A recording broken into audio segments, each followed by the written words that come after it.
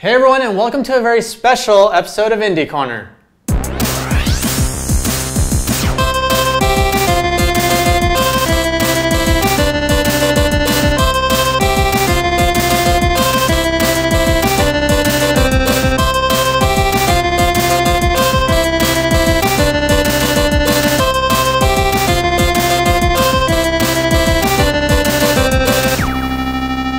Alright, so what's so special about this week's episode? Instead of doing all that usual news stuff, we're going to take a look at that Nintendo Direct indie reel that we saw 2 weeks ago.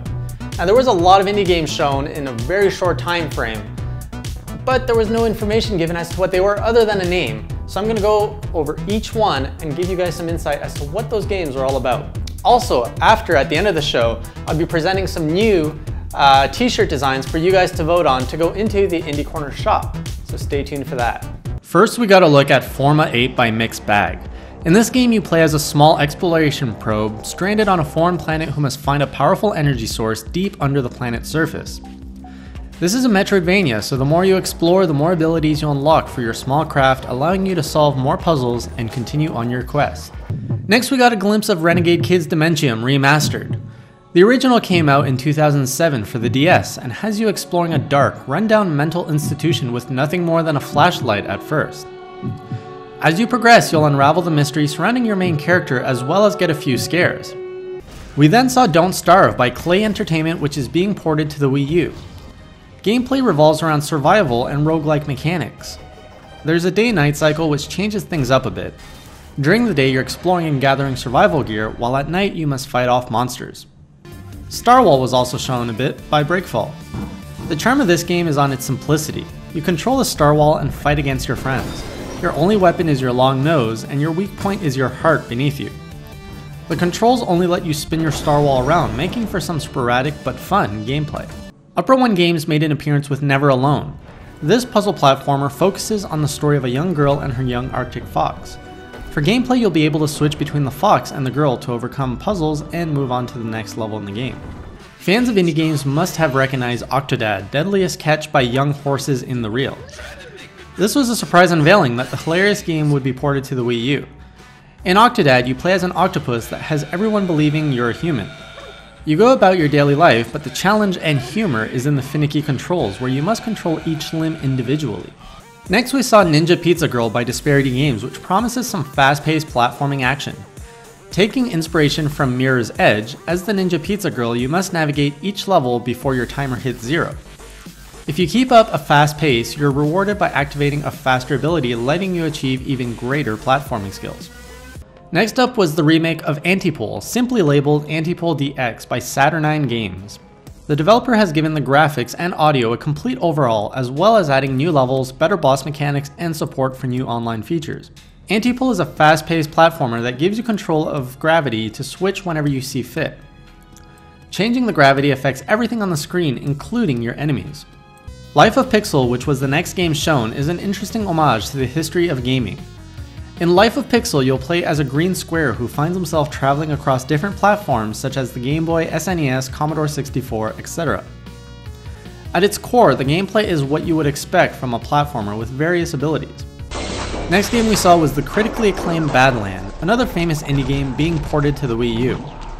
Badland is an action-adventure platformer with physics-based gameplay. You'll be playing as a forest dweller who goes off to investigate a strange disturbance in the forest. The recently crowdfunded project Slain by Degradi Distribution was also shown off. Slain offers plenty of pixelated gore for players to enjoy as they hack and slash their way through a tower of enemies. The game offers players different abilities to string together into combos. Different foes will require different finishing techniques to finish them off.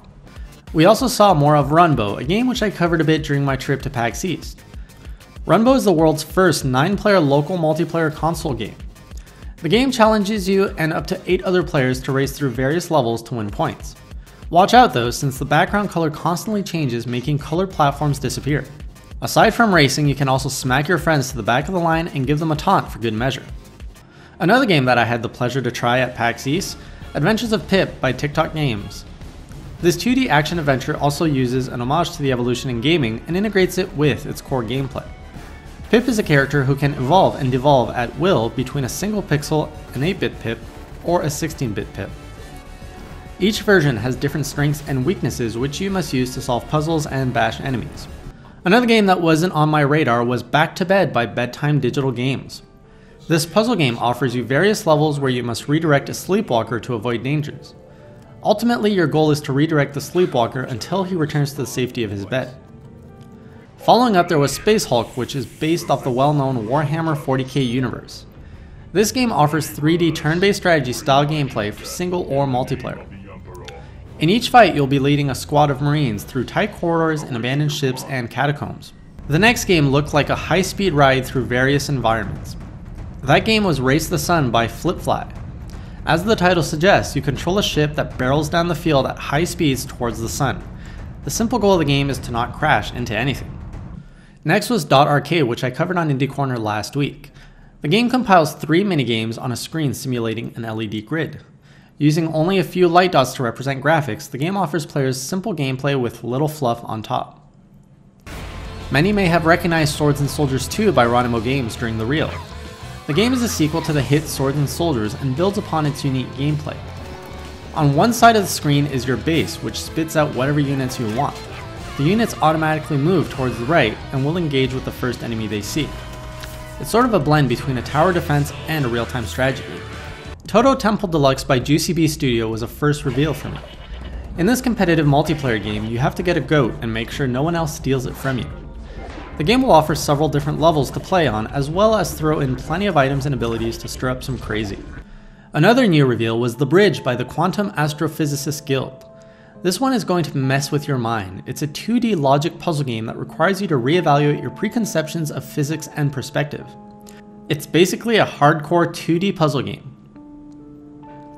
Speaking of hardcore games, Renegade Kid had their second upcoming game shown off, which is Mutant Mud's Super Challenge. Geared towards the Mutant Mud veteran, this re-release takes the original game and amps up the difficulty as well as tossing in some new levels and game elements. Also worth noting that it will be releasing on the Wii U as well as the 3DS. Next, we had Shuchimi by Choice Provisions, letting you fulfill that lifelong desire of shooting up stuff as a fish in a bowl. This shoot 'em up takes the most docile pet you can have and gives it a stroke of badassness.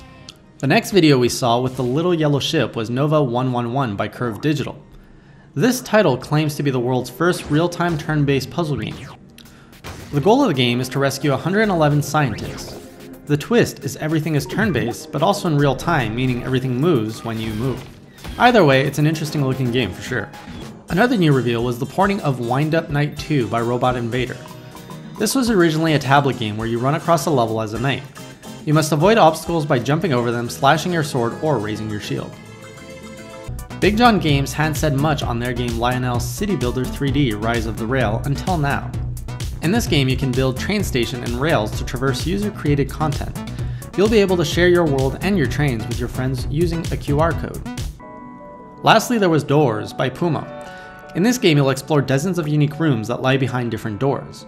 Each room will have a puzzle that will require players to think outside the box, including thinking of new unique ways to use their 3DS to solve some of the door's puzzles. There you go, that's 26 indie games listed off Indie Corner style. There were actually 27 in the Nintendo Direct Indie reel. I disregarded Affordable Space Adventure since it's the only game in that whole reel that actually already came out. I'm more interested in covering what's coming up ahead so that you guys can prepare as to what you want. So anyway, there you go, 26.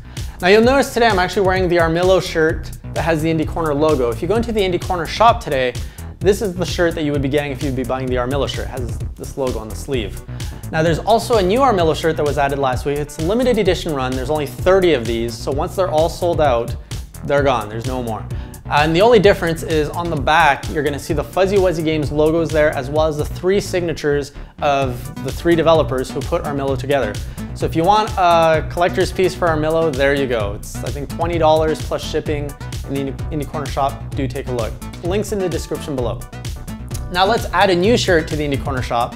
Renegade Kid is gonna be joining the shop. I've got 3 shirt designs for you guys. You guys gotta vote on which one you like. So you've got this one, A, B, or C. Just let me know in the comments below which shirt you want. And the first shirt that gets 10 votes gets added into the Indie Corner shop where you guys can pick it up for yourselves. So that's all I have for you guys today. Thanks for joining me. I'll see you guys next week on a normal Indie Corner where we go through the news the standard way. Thanks for tuning in. I'll see you guys next week. And remember, keep on playing indie.